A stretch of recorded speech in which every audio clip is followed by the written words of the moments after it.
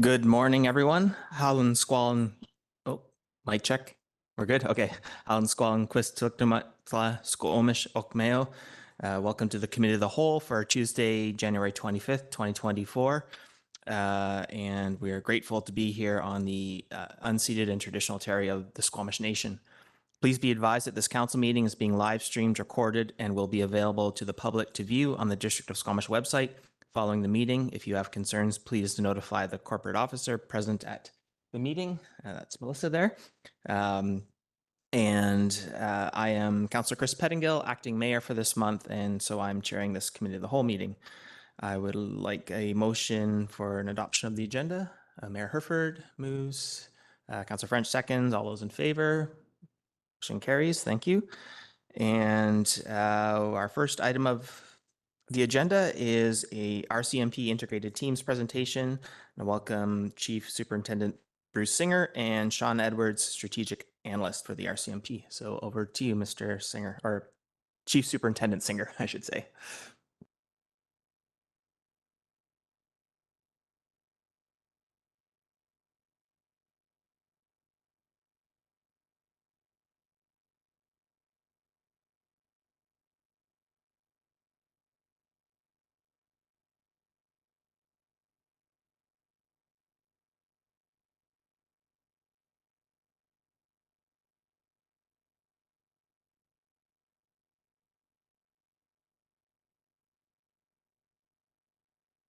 I have the rest of my team. We have Inspector Chad Gregg, who is our operations and performance, as well as we have the brains behind the operation, which is Sean Edwards. He's our business analyst. We do things differently in the integrated teams. Many detachments have their own analysts, but they're not business analysts. We're running our operation like a business. And so every decision that we make, it goes through a business lens first, and then we move ahead with our decision. So thank you very much for having us here. We've been hitting all of the city councils.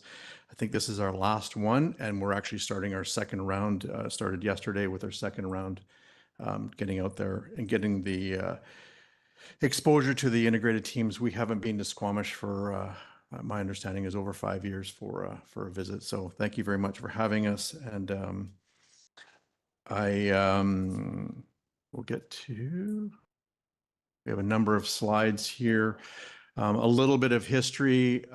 It was created between mayors and the province back in 2003 and 2008. The teams were put together. This really was out of Wally Opal's Closing the Gap review that was done in 1994. So a decade later, when the province hadn't stepped up to deal with sort of the integration and some of the stuff, the RCMP took this on, and we became the integrated teams.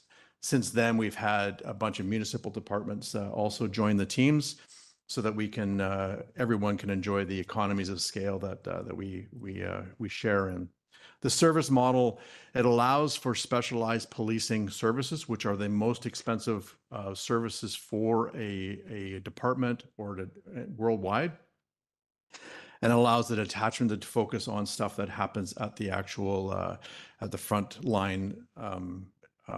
That's important to the community to deal with those community issues. And then when the investigation or when the incident exceeds the capability of the detachment, that's when the specialized teams come in, the integrated teams. And I say the integrated teams are really your integrated teams.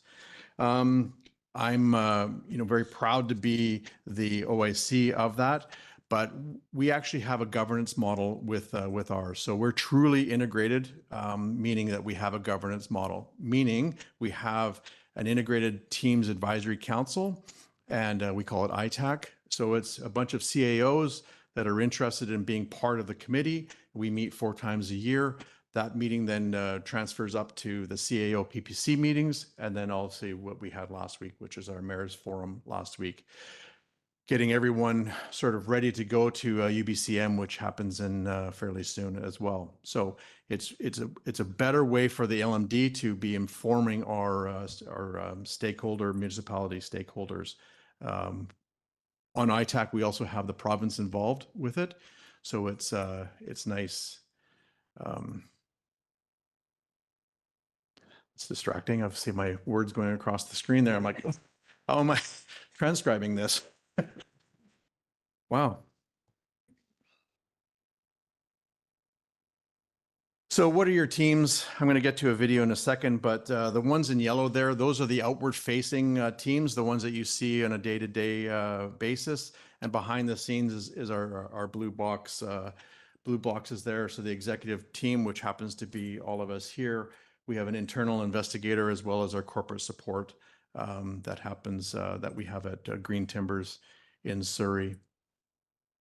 When we look at the funding for the teams, we have three funding sources. We have federal, provincial, and municipal.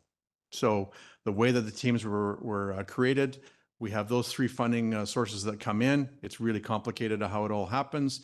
But the best part about this is in addition to our funding that we have, or positions that we have for federal, we also have the federal cost share. And some of the teams are at a 70% cost share, some of them are at 90%, and that's where the complication comes there. So it's a huge cost savings for the stakeholder cities to be. We have 362 positions with the I teams.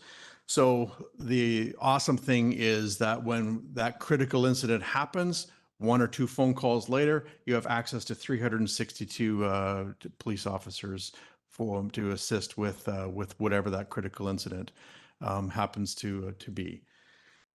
Obviously, the biggest one is our integrated homicide team, and then IFIS is our next one, which is our forensics teams, our emergency response team, our PDS, and our ICARs, all the way down to my small team with the executive.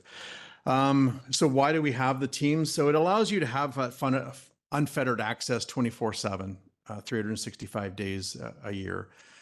It allows for cost equity. So we proportionally share through 33 communities, municipal stakeholders, as well as the province. And it's based on your population and your criminal code rate on a 75-25% split. It allows for also cost stability. So if you have a whole bunch of people move into town, you're not going to all of a sudden see next year this giant extra bill, because it's on a 5-year rolling average. So it smooths out those expenditures from year to year, or those anomalies that sort of happen from one year to the next year in whatever community. And it allows you also for cost effectiveness, because it allows us to share those capital expenses. It also allows you to share in those operational costs. Again, the specialized policing is the most expensive line item in any budget worldwide. It also allows you to have a force multiplier. So it provides that surge capacity, which we talked about, but it allows us to train for those low frequency and high impact events. So for example, dealing with, specialized teams going into dealing with avalanches. So we have that capability. We have the emergency response team to deal with at a high rise if we had a high rise, or whatever that ends up being, those low frequency events that happen, and but they're also a high impact to events that happen in the actual cities. It allows you to mitigate those financial risks. So when we're looking at like an uncomplicated homicide, the average cost for an uncomplicated homicide to the integrated teams is $553,000. So that's just a very simple, homicide. The average call out for an emergency response team for one call is for the teams to be paying is $65,000. That is not put onto the cities. That is what we pay for. That's what it actually costs for us. So you're not getting an extra bill for having the emergency response team come out, or if you happen to have a murder in town, you're not going to get an extra bill for that. That's kind of that insurance policy that you're paying into. We just had a conclusion of a fairly high-profile murder in the city of Langley, and that was about $1.5 million for that investigation. It allows you again for that critical mass. So sharing in those capital assets, as well as the training that goes along with all of those items. Now, I'm hoping that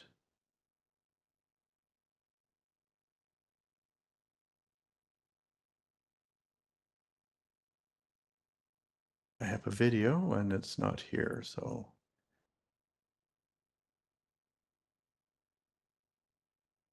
we'll come back to that. We'll just keep on going. I apologize for that. So the finances, getting down to, again, the most expensive line item in your budget is the team's finances. So we have a large bill. We have, and each of those teams are right there. So how does that equate to actual Squamish? So you pay into, for this year, it's $686,000 that you pay into the integrated teams. And that's obviously broken down into the different areas. Again, the most expensive one is our integrated homicide team. We're very, very busy, and on the watch list since I've taken over in the last 3 years has been the emergency response team as well as our IHIT resources. This last year in 2023, we only had 44 homicides, but keep in mind, IHIT was created to do 25 homicides a year. So we are exceeding every single year. 2 years ago in 2022 was our busiest year ever. We hit 70. So we were hitting a new homicide every 5.2 days. The emergency response team, when it was created to do 35 files a year. Last year, we had 307, and we expect to be more than that again this year. So the teams are extremely, extremely busy. Our ICARs, so our criminal crash teams that come out to criminal fatal homicide or fatal deaths or serious injuries. We had 246 calls in the region last year. And in the Squamish area, we had 6 calls in the Squamish area themselves. Moving forward with respect to our emergency response team, again, we talked about 307 calls in the Squamish area.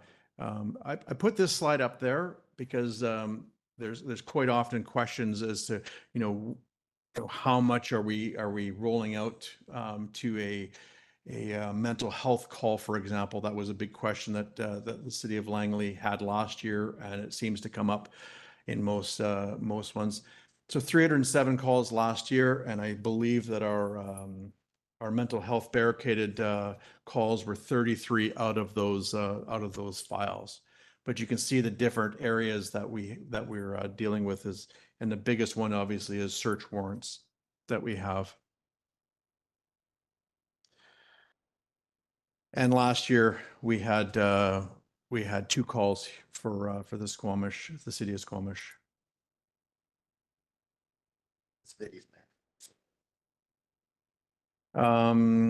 Our forensic team. Just one second.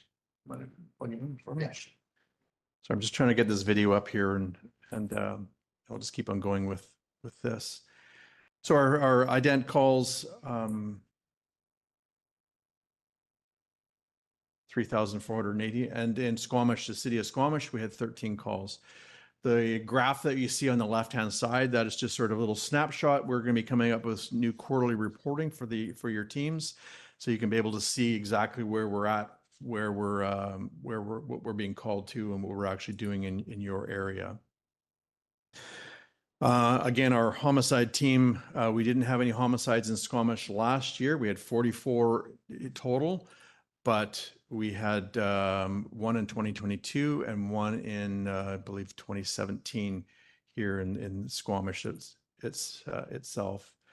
IPDS, you're lucky to have 2 IPDS members, so the dog members living in the city of Squamish themselves.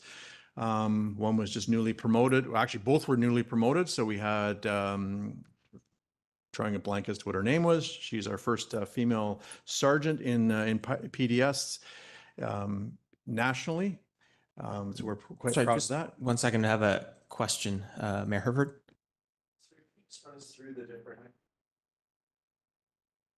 Sorry, I'm new to this. Sorry, at some point, could you run us through the color coding in your reporting mechanism? And on the last slide, I didn't understand what that was either. If you could touch on that reporting piece. Yeah, that's my business analyst putting that up there.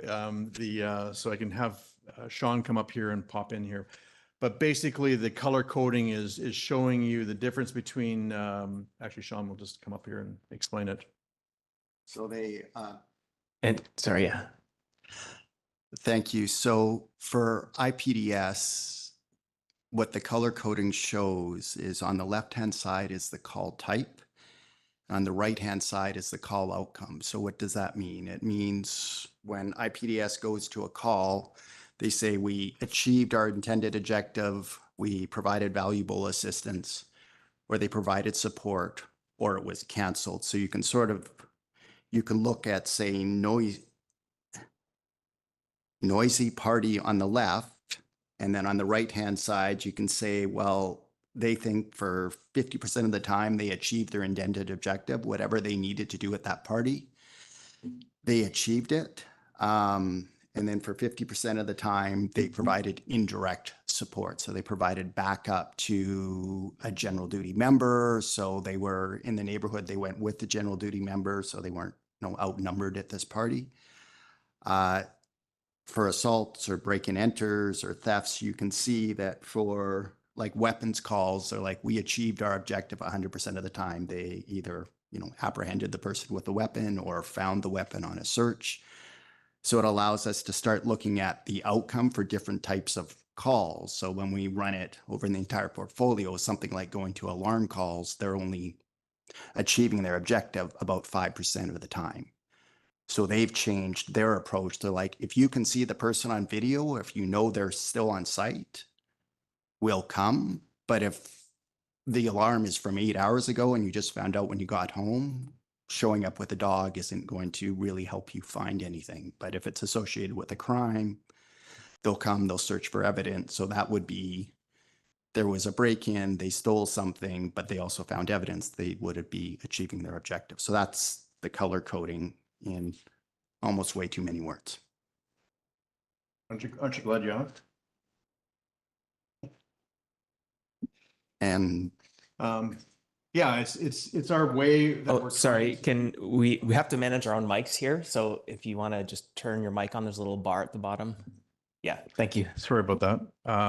So it is what we're trying to do, because right now, when I first took over 3 years ago of the integrated teams, we did a line by line review, and I realized after speaking with many stakeholders, we're the most expensive line item that you have in your policing budget is the integrated teams.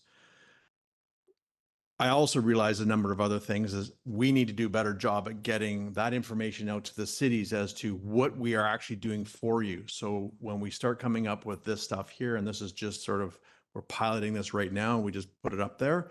So we can actually show you what you're getting for your after we've done our value chain analysis. This is the type of stuff that we're wanting to come out quarterly for your cities and for the detachments to see what they're actually getting for the money that you're spending.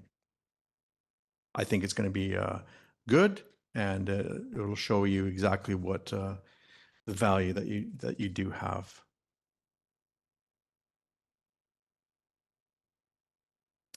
So we have we've been in collaboration with for the last so 2015 we had a report that came in, 2 reports that came in to say that the integrated teams need to increase in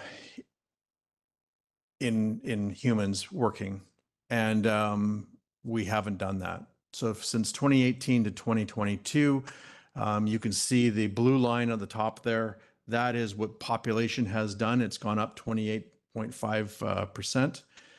The detachments and departments across the board on average have increased 24%, and the integrated teams have increased 3.1%. That increase was attributed almost exclusively to new departments coming on and being part of the actual integrated teams. So Port Moody, for example, New Westminster, for example, those ones came on. The awesome thing about them coming on was we got to have some of their bodies come on to the actual teams, but we also took over all of their duties. But what it did for the stakeholders is it lowered costs because now we're sharing those costs across 33 communities as opposed to 28 communities when it was just RCMP. So it lowered those costs. But we're now at the point where we are moving towards growing the teams. 2022, the province signaled, well, in 2020, the province signaled they were concerned about adequate and effective policing. In 2022, they sent a letter to the commanding officer of BC RCMP complaining that they're concerned about the adequate and effectiveness of the integrated teams. And from that point on, with ITAC and the CAO PPCs and for the last 3 years at the Mayor's Forum, we've been working towards a plan of increasing the actual teams.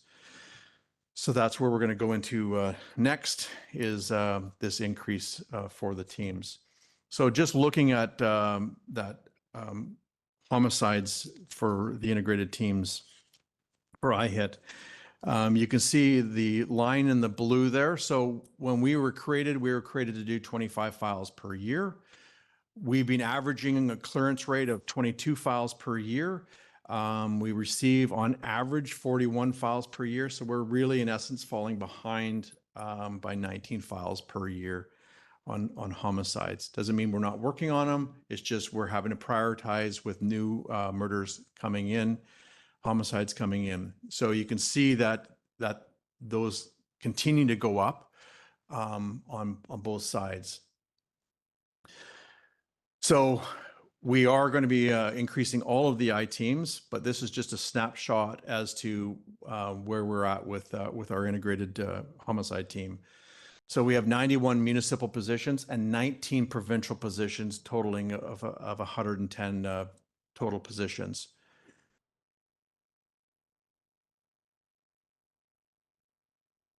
You can see that in 2017 and in 2018, what we did was we partnered with the province and we called it the IHIT Legacy, and it became a provincial unit. So that allowed us to share the cost share with is at a 70% cost share recovery, and the federal government pays the remaining 30%. So it's a huge savings for the municipal stakeholders with respect to the integrated homicide team. The provincial contribution, so the province had 19 positions, plus they were contributing another $600,000 into the funds. They were kind of getting it from both sides. And the 19 provincial positions, they're paying fully. If we're looking at this year, we've been working with the province for a couple of years. They've heard us, they've heard our stakeholders. They've definitely heard the mayors at the UBCM about what are you guys doing to help out with our organized crime. So what they did in conjunction with us is they removed their $600,000 from the big pot. They moved it over, and what they did was they created 18 more positions. So they increased their contribution of human contribution by 95%, give or take. And now we have a gang homicide team, which is attached to IHIT. And that'll be a gang project team. So that's up and running right now. They announced it about a month and a half ago or so. And then as we move into the next couple of years, we're going to be increasing by one team for IHIT, as well as a third of a surveillance team. Again, recovered at a 70% recovery rate from the federal contribution. And then in 26, 27, we're increasing one more team and another third surveillance team. And then in the final year in 2027, we're increasing one more third of a team. That's what it actually looks like.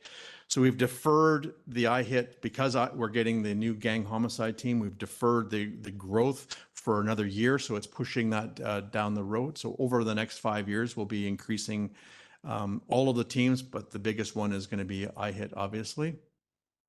And what does that mean for Squamish? Because everybody's like, oh my God, how are we going to pay for this? Over the next 5 years, you're going to see in the emergency response team, IPDS, IFIS, and ICARS, they're going to be growing a 0.2 of an FTE over the next 5 years. So that would be your contribution, the city of Squamish. IHIT will be growing 0.28 of an FTE, a full-time equivalent person. So you're going up 0.48 so less than half of an FTE over the next 5 years that we're going to be increasing. That's what the team is going to look like at the end of 2028 to 2029. Now I know that we're going to get to questions. I just want to show you the video.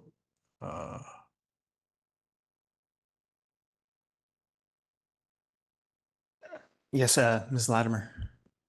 Thank you through the chair. I understand from our IT team that our system doesn't actually allow us to play videos. So apologies to our guests. We can look at another way to share that with council. I apologize for that. Okay, I apologize as well. We'll have to get that sorted out. I guess, did you have any final thoughts before I'm just open for any questions. Usually I have this last nice slide with a picture of me up there, but you got me in live, so. And is it possible actually to share the slides with the video? Because I did notice, I think the closed captioning may have been cutting off some of the legend on the graphs for people. Is that an option? Sorry, I'm not understanding your question. Just to get a copy of the slide deck that we Oh, can yeah, share after. Absolutely. Okay, fantastic. I guess I will open it up to questions, Council, and if we can be tight, that would be great. Councillor French. Thanks, Chair. And thank you for being here. Thank you for bringing a significant team of experts along with you. I'm curious about your regional boundary. What is the area that is covered? The entire Lower Mainland District.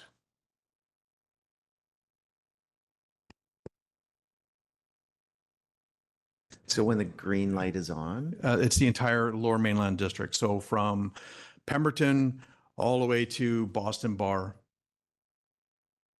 Okay. And I'd like to know a little bit more about integration with city and municipal forces. One of your slides talked about Port Moody and a few other places, but I didn't see West Vancouver there. I didn't see Abbotsford, didn't see City of Vancouver. And if you could maybe tell us a little bit about how the new Surrey police force could potentially integrate and work with. So we're integrated with, so every RCMP detachment is part of the integrated teams. That was the initial concept. That's 28 different jurisdictions. Then the municipal agencies, so Abbotsford, all of the municipal agencies except for Vancouver, they started coming on board. Some of them, so for example, Delta, they're not part of IHIP. They're also not part of the criminal crash team. They want to do that in-house. And so but when you did see those ones come on there, that was Port Moody and New Westminster coming on to the actual teams. That was that increase that we talked about.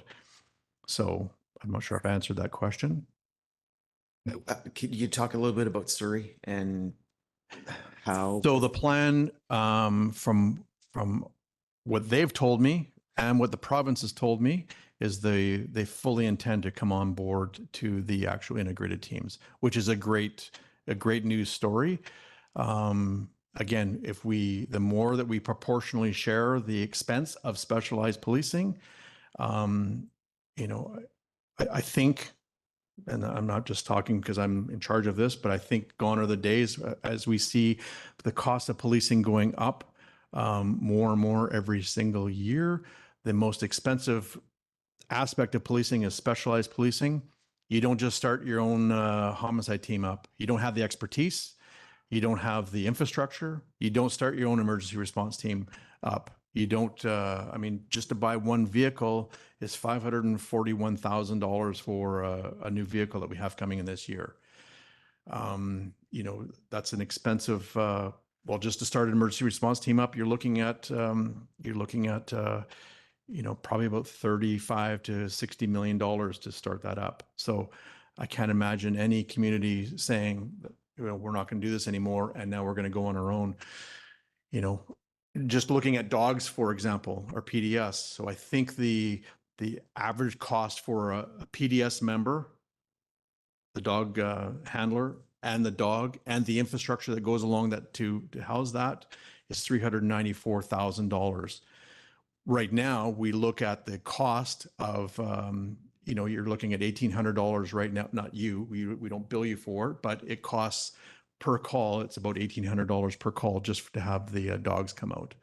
But if you're going to go on your own and you say, that's it, we're not going to be part of the dog team anymore, you need to have 5 dog teams to cover a 24-hour period. I don't know if anyone has dogs, but they sleep a lot. So, and they get tired. So you need 5 dogs to be covering that 24-hour period. So at 390, I just did the simple math in high school, but $390,000, that's what, $2 million for a 24-hour coverage for dogs, or be part of the teams and it's costing $1,800. I think we're at a point right now with again, what I just started with, that as policing goes up, we need to be doing a better job at making sure that we're effectively delivering these services to our stakeholders. Fabulous. One more. And I was a little bit focused on Surrey simply because of numbers, huge population, huge growth, huge projections. Have you I've or got to cut you off. We're just sorry. Just absolutely. They're 18% of the whole integrated teams. So it would be a huge blow to the teams if they decided they're going to go on their own and pull out. So. And have you or are you going to present this to our regional neighbors, Whistler, Pemberton, Lions Bay councils? You call, I'll come. I've been trying to get here for 1.5 years, and this is my first opportunity. I want to come every year. I'd come twice a year if you'd like, but you know, I think it's important for us to be coming out and showing that beautiful video that I've done. I'll leave the video for you to watch it because it really does showcase what the teams actually do, and we now have a media strategist finally in the chair. She wasn't able to come with us today, but we want to get out there to explain what we're doing for you and your communities. Again, I absolutely agree that I'm the most expensive line item in your policing item, in your policing budget. So we want to come out and tell us what we're doing. Okay, thank you. And I neglected to mention earlier, we have Councillor Hamilton joining remotely. So thank you, Councillor Hamilton. And I see you have a question. Thanks very much. Can you hear me clearly? Yeah, great. I can, yeah. Thanks very much for the presentation. It's great to see what iHit does or what the iTeams do. A piece that's new to me, I didn't actually know that municipalities could opt out of the iTeams. That's news to me. Not that I'm thinking of doing that for any reason, but do you have? And it's great to have you present here. But do you have an annual report or something that we can look at on paper on an annual, ongoing basis, so that as we evaluate our participation in iTeams or the effectiveness, or so that we can see this on paper as time progresses over years? Yeah, I'll answer your first comment first. There is no opting out for RCMP detachments from the integrated teams. It's an operational decision that will remain in the integrated teams. That was just simply a point that I was making with respect to, we're at a point right now that if we were to saying, hey, this is too expensive, this line item is too expensive, we literally have, one of our options is like, well, do we disband it and push all this back to your detachments? Do we have a sea to sky emergency response team start up? Do we have a sea to sky PDS? Like all of that, like you'd be needing to hire, 40 to 50 resources just to have those on your own. So if I left the impression that the opting out is an opportunity, that's not at all for RCMP detachments. We've actually had the discussion with our as of late that that you're either all in or you're all out, and those are the next discussions that we're going to be having with our municipal partners. That you don't get to. It's not like going to the McDonald's drive-through and I'll have one of those and one of those and one of those. You're in or you're out. So those are the discussions that we're having with our municipal partners right now. As for the annual report, we've been sending an annual report out since about 2005. It comes, it's just about going to be coming on hot off the press for this year, which will capsulate stuff that happened last year. I'm very much alive that when people read it, they probably get to the picture of me in there and they stop reading it after that. But certainly, I know your CAOs and your financial people are able to go through those and really dig in, and it has every single point in there for the teams. That's why I like to show the video, because it sort of encapsulates all of that stuff in kind of 3.5 minutes, which is kind of my attention span.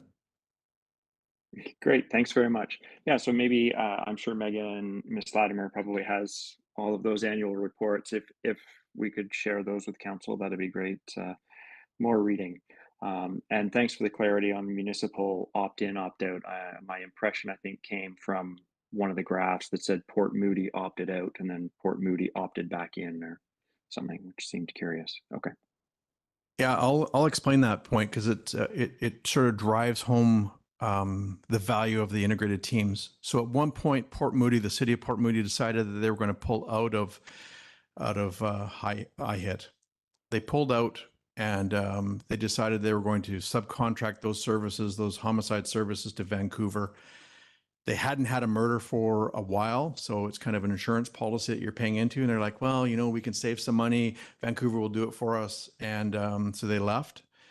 And within a 3 or 4 month period, they had 3 murders in a row. And Vancouver came to all 3, and they're like, why are we doing so much here? And Vancouver said, thanks, but no thanks. You guys are on your own. And then they came back to the team saying, yeah, we're going to come back to IHIT. And it is beneficial. So that's where you see them go out and come back again. And because the graph bops down a little bit and comes back up, we wanted to explain what that anomaly was. Great, thanks very much. Thank you. And I have Mayor Herford.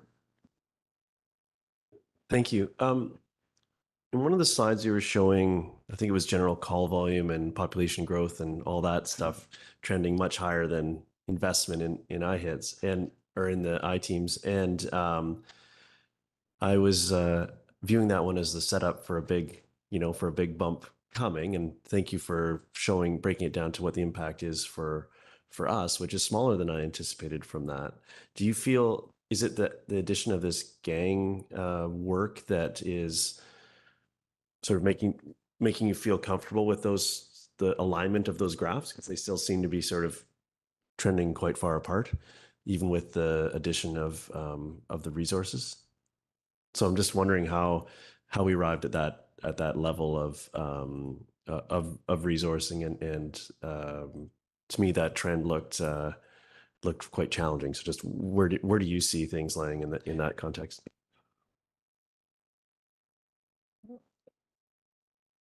And we got an hour and a half for my answer, but that's a great question, and I'm going to try to answer it this way. When I first took over the team 3 years ago, or just under 3 years ago, it was really about working with my analyst and our analyst, and we did a line-by-line review, realizing where the status of the teams was. And before I could come to any stakeholder say, please give me more, I had to make sure that every single thing was efficient within the teams. We have employed a number of different strategies, business analytics strategies for the teams, to make sure that we are efficient as we could possibly be. And now we're at a point where we can now come to the stakeholders, say, we've cleaned up our backyard and we are as efficient. We're not getting any more efficient. Well, that's not true. We're doing a little bit more, but we're trying to be as efficient as we can right now. But now we're at a point where we actually have to grow the teams. I couldn't do that in good conscience as a taxpayer myself, and I couldn't be coming to the cities. The other reality was we had to, I believe, we need to be running policing better. And that means we need to be getting into the planning cycle that cities are actually in. They're in a 3-year planning cycle, which I didn't really realize before. I just like, hey, we need this for next year. And they're like, we can't afford that next year. So we're already planning kind of 4 or 5 years down the road. So I had to come up with this plan. I had to fit it into the city's 3-year planning cycle so that we don't just like all of a sudden hit them next year with this giant number. So that's one of the biggest reasons is cleaning up our backyard and trying to fit into your planning cycle for your tax ultimately for the taxpayers. And again, we're the most expensive line item in your budget. So when we are increasing by 70 positions over 5 years, that's a lot. And ultimately, it's the taxpayer that's paying for that. So we need to be ensuring that we are doing our due diligence and making sure that it's efficient and effective and having that increase slowly over time as opposed to the other. I'm also alive that the detachments are also coming and saying, we need 1 more resource to do this, and we needed 3 more resources to do that. That's also happening. So the detachments and departments are up until 2022 from 2028 have gone up 24%. By the end of our time, so 27, 28, that would already be at 30%. We're increasing a smidge over 19% over that time. Again, we've made sure our backyard is clean, and now we're able to effectively, in good faith, move forward and have that being very effective. And thank you to my colleague, Councillor French, starting to ask around the impacts of Surrey, and I'm happy to hear that your assessment of that. Is that when do we have certainty on that, or was that your optimism? Was I mischaracterizing the optimism as your answer is optimism, not certainty? Like, is that what's happening? This feels like quite a big variable for all of us right now. As far as what I've been told, that is absolutely what's happening. We don't have an MOU in place with them. We've been working with the province to come up with that. And we're moving forward. We're moving forward as if it's happening.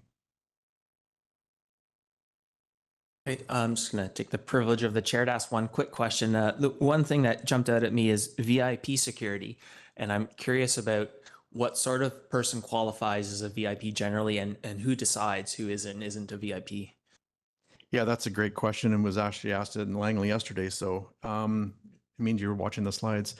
VIP would be Justin Trudeau coming into town. So we will deploy emergency response team resources for a protected politician such as that. We don't set that. Well, the RCMP sets that those rates, but there's certain people that are VIPs that don't get that. But there's other ones that are protected that we do, and that's when. So for the emergency response team, they kick in 20% of the budget for events like that. They definitely don't even take out anywhere close to 20% of operations from us. So we benefit, the municipalities benefit from that for sure. Okay, thank you. And so I got it sort of a heads of state as the sort of person, essentially. Absolutely. Okay, Councillor Anderson, and then we better move on. Pardon my lack of orientation in this, but in the past, during local detachment presentations, the issue of commercial crime has come up and the value of integrated approaches to address commercial crime. You've also mentioned that the criminal code violations are part of our funding formula, which would include commercial crime. I wonder what your interface is with that field. My lack of orientation perhaps is another unit like yourselves that are addressing that field. Sorry, the integrated teams don't do anything with commercial crime. And unless the detachment's calling in for an emergency response team to do maybe a search warrant or something like that, but that would be based on the threat level, threat assessment that the detachment would be doing. But we don't do the actual commercial crime investigation. But I'm happy to take on any new integrated teams that you'd like. Thank you. Mayor Herford? I was just going to move receipt of the report. Okay, do we have a seconder? Councillor French, thank you. All those in favor? Motion carries. Thank you. With that, I will thank our guests for coming. It was great to hear about what's happening and I guess have some comfort about Surrey. I think it's something we've been worried about is how is this going to impact our budgets? And so we'll sort of hold you to that. Not quite a promise, but try and hold someone to that. But thank you very much for coming.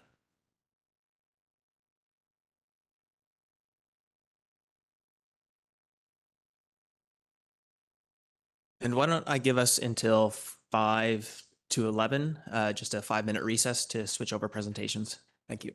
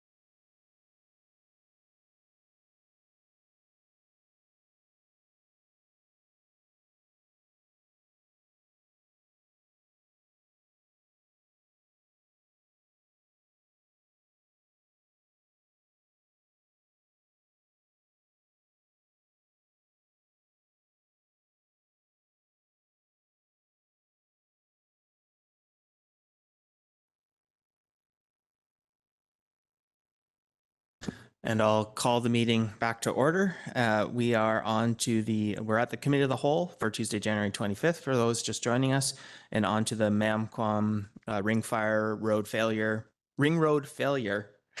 repairs update. Other things on my mind. Apologize. Let's not talk about the F word. And I'll welcome Mr. Morwood to bring us through the presentation. Good morning. My name is Jesse Morwood. I'm the Capital Projects Manager here at the district.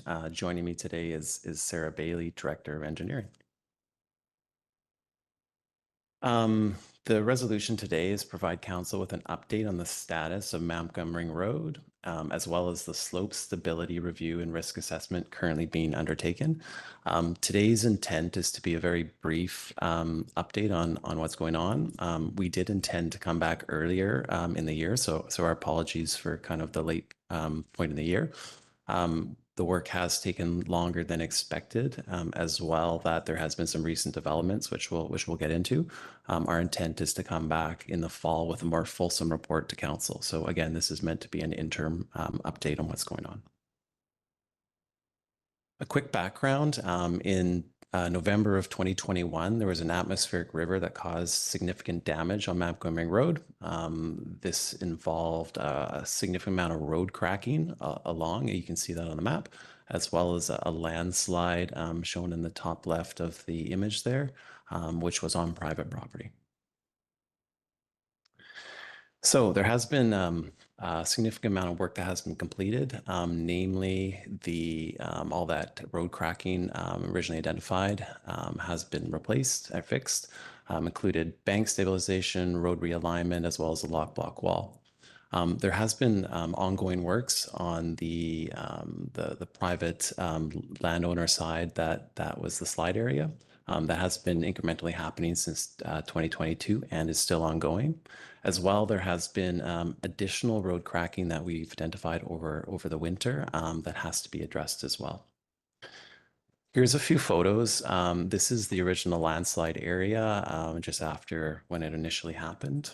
This is what the area looks like today. So there has been significant amount of work that has been done by the private landowner. We have received LiDAR imaging, which is an aerial imaging tool of the area. Currently the district's geotechnical engineer is reviewing that data and determining what additional works are required before we deem this safe. As I mentioned, there has been additional road cracking that's been identified. This is one of the areas. Our intent is to address this area this summer. It's not just this area; it's adjacent areas as well.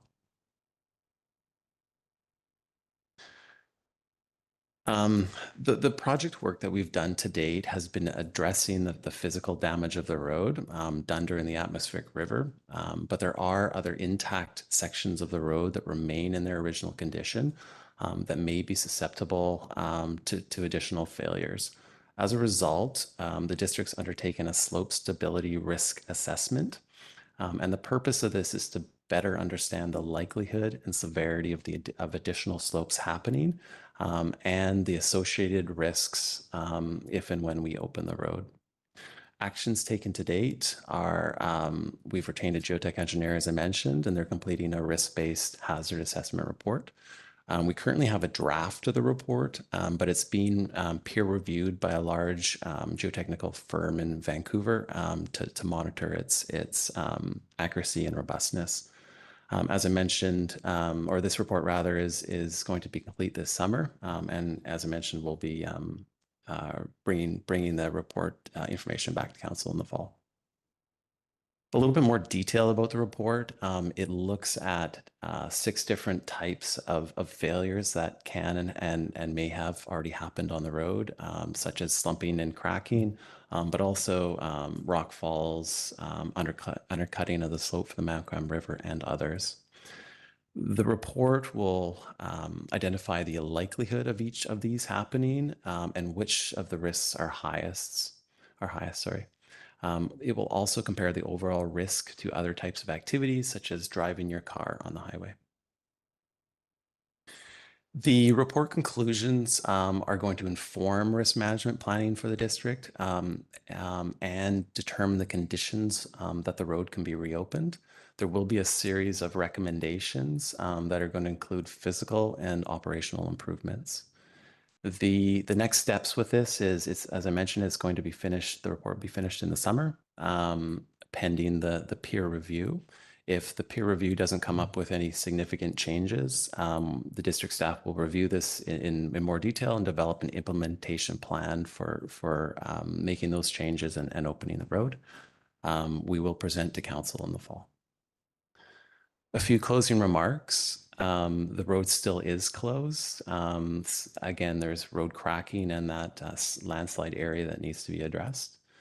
The intent of district staff is to reopen the road to select industrial users, again, following those failures, as well as the slope stability risk assessment and the implementation of its recommendations. That's the end of the presentation. Thank you. Okay, thank you. Council, questions? Councillor French. Thanks, Chair. I think just one. By way of setting expectation, some in the community have indicated to me they're looking forward to the full-on opening and use by anybody and everybody of this road. And I don't think that that's going to be the case anytime soon. So I'm wondering if you could just talk a little bit about the possibility of one day, someday, this being a two-way route that anybody can use.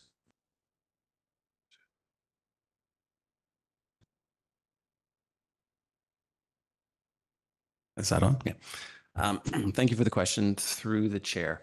I'll maybe address the condition of the road today. As I mentioned, there is the landslide and there is cracking, but there are sections of the road that are currently only single lane and will remain single lane. And this is a very mountainous road with very steep banks on either side. To widen the road would be a significant cost to the district and something that I don't think we're able to contemplate at this time. To answer your question, can we open the road to two-way traffic in the future? It's certainly not within the district's 10-year planning that we're doing right now. If it's a council priority, we can certainly look into that, but it's not in the 10-year planning at the moment. Councillor Hamilton. Thanks very much for the report. It's great to see there's progress happening here. Because there's an intermediate question here following on from Councillor French's question. In the staff report, it says the project is aiming to reopen the Mamquam Ring Road to industrial traffic and recreational users. Can you just explain? I imagine recreational users might mean riding your bike up it. Just what does that? What are you referring to when you say recreational users in the staff report?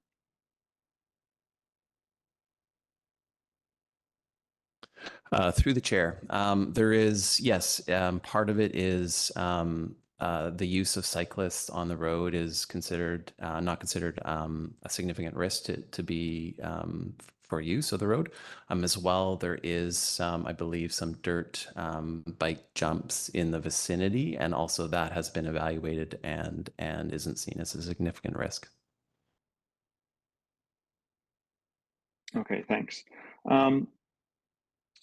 So my first question on sort of how things are progressing, and maybe it's my naivety on how long these sort of repairs take to the road. But it seems like we've been 2.5 years with this road out of commission, and this has shifted large trucks onto the boulevard, coming straight through a neighborhood, through a school zone. So I just want to understand, what are the steps to completion? We've got the safety report, and I don't want to understand the actions of the private landowner. Is that a limitation in any way for the timing of this? Is that driving, are the work that the private landowner needs to do slowing the progress down at all here? Or is the private landowner done everything they needed to do in time? Through the chair, it's not currently slowing things down. Like I said, there's two other pieces of it. Is the district has to address the additional cracking as well as finish this report.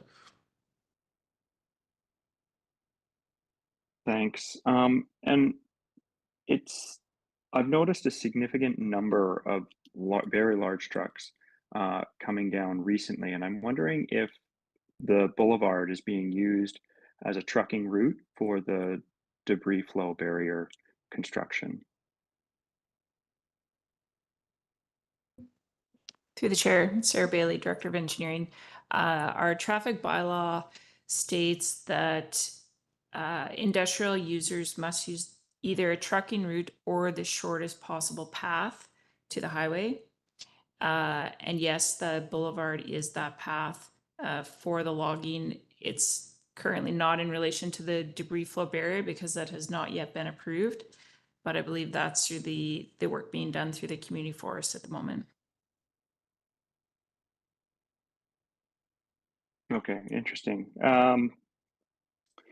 And so we've outlined the steps for completion with the study and the potential resolutions to the study. Do you have an estimate on when we could communicate to the public that the industrial use might be able to go back onto that road? The concerns I hear from the public are generally on the large truck traffic using the boulevard through the school zone. That's the biggest concern. So opening to industrial traffic is a timeline that I would like to be able to understand. Through the chair, as I mentioned, we're coming back to council in the fall, and it's a little bit preemptive at this point to say, but again, our intent is to have the report finalized, have additional road cracking work completed this summer, and to come back in the fall. So again, it's preemptive at this time to say. Apologies. Okay, thanks very much. That's it. Mayor Herford. Yep. Thank you for all your work on this and the update. This additional cracking that we're seeing, I'm assuming, I just want to make sure that the repair done and thus following the event and thus funded through provincial response and so on, is this at all related to any of those works, or is this?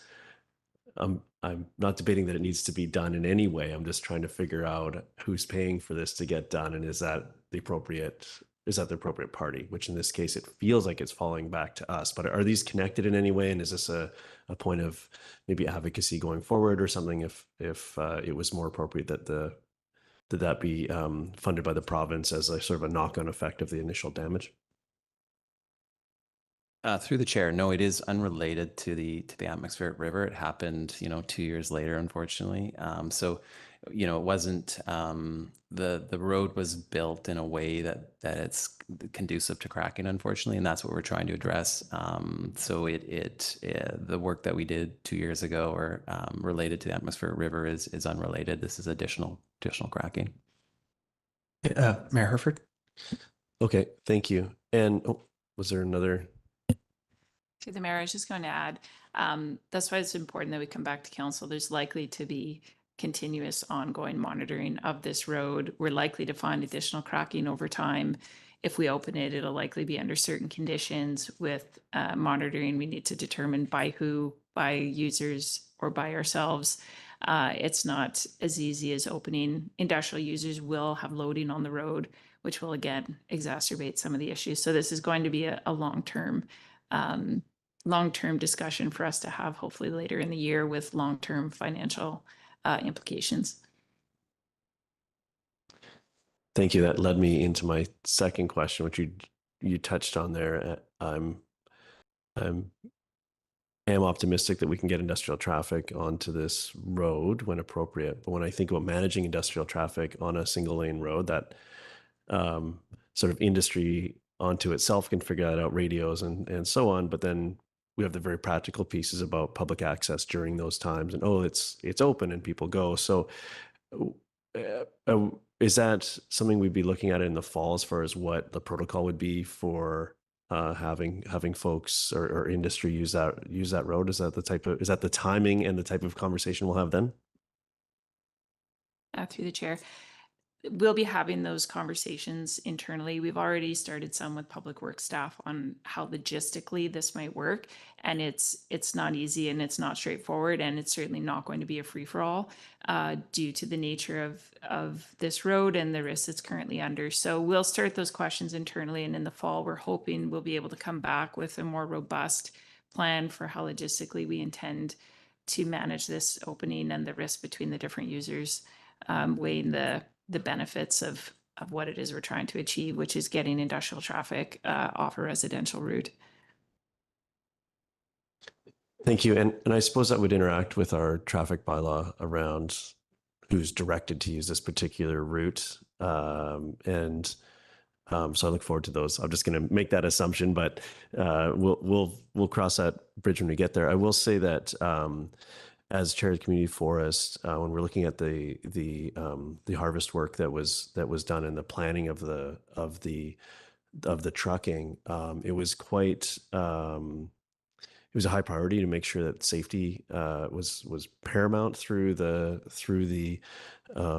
neighborhood, and particularly avoiding the times around the bell times for the school, and and special management was in place that happened at considerable expense. So I think as a community organization, the community forest, that was something that was paramount to it was important happen, but it was a good little window also into what it would take for others to behave in the same way, and there is an expense that comes with that as far as timing and so on. So I think and I just want to put that out there, because if subsequently accessing this road has some financial impact as well, I think that there's a business case for having some expense to have access to that road. So I'm just going to put that concept out there, and thanks for your work on this so far. I look forward to those future conversations.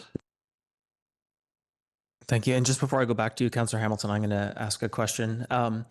I'm just wondering if you can give me a refresher on the context for this road. Is this sort of a formerly just ad hoc road that industry created and we've taken it over? Is this a provincial road which we're allowed to kind of manage but it's not really ours, or is this is our road, we have some level of obligation? And just, can you provide some clarity or a reminder on that? Can't see the green. Yeah, through you, the chair. Yeah, so my understanding is it was historically an industry road, so it was built by industry. It did have, it was taken over by the province at one point, so the province, absorbed it into its network at some point, and then it was devolved to the district at a later date. So it very much is a district-owned and operated road at this point. Okay, and just a follow up on that, what are our obligations, or are there any, like, it's our road, do we have to keep it a road? Like, what level of service are we obligated to do? Through the chair, I believe that's our decision, whether we open it or not. We're trying to manage risk, and public safety is obviously paramount in the discussions we're having internally. Now, I understand the financial implications, but it's safety that we're really looking at and trying to balance that risk between users. I don't believe we're mandated to have it open. Certainly it serves as an emergency. We would like it to be used as an emergency exit if needed. So we would always be trying to maintain it to a level that would allow vehicles on that road. So I believe it's important for us to be maintaining it at least to a minimal level. Whether we open it up for industrial users, I believe, is at our discretion. Okay, thank you. Councillor Hamilton, I'll go back to you.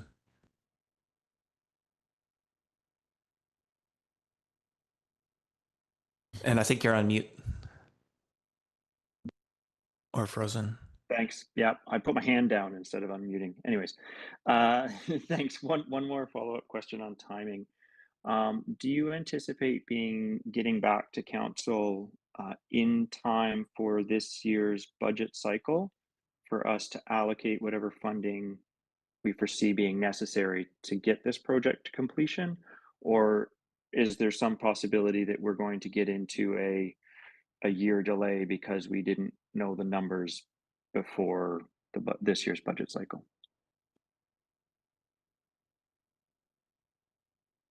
Through the chair, there's a couple components of that. First of all, the works that we're anticipating to do this summer, we're anticipating using budget under our roads and bridges sub-project. As well, we have anticipated that there would be additional costs next year, and in the 25 through 29 budget, we've already submitted put in costs for that in anticipation of that. So to answer your question, no, we don't anticipate delays as a result of budget. Okay, council, I guess we're looking for a motion to receive the report. Mayor Herford, are you moving that? Okay, Councillor Anderson seconds. Any discussion? Mayor Herford? Yeah, thank you. I'd just like to thank staff for their work on this file. I think this piece of road is an important piece of our infrastructure as far as having an emergency route, if nothing else. But I think there's a strong desire to get it to the highest possible practical point and have some of this larger volumes of industrial use come down this route or come in and out of the areas they're trying to get to on this route. But of course, that needs to happen in a safe way. So look forward to those future conversations. But yeah, a complicated piece. And thank you for your work on it. Okay, thank you. I'll call the question. All those in favor? Motion carries. Mayor Herford, well, just before we do, I'd just like to note we are a little behind. We are back on track in terms of time, so let the record show that this portion of the meeting's finished on time. And I'll take your motion, Mayor Herford. Motion to terminate. Councilor French seconds. All those in favor? Motion carries. Thank you. And I guess, yeah, so we are terminating. Council will take a 15-minute and then come back and closed. Oh, Special, so 12:30 is the posted start time. okay. So I guess we're back at 12:30. All right. Thank you.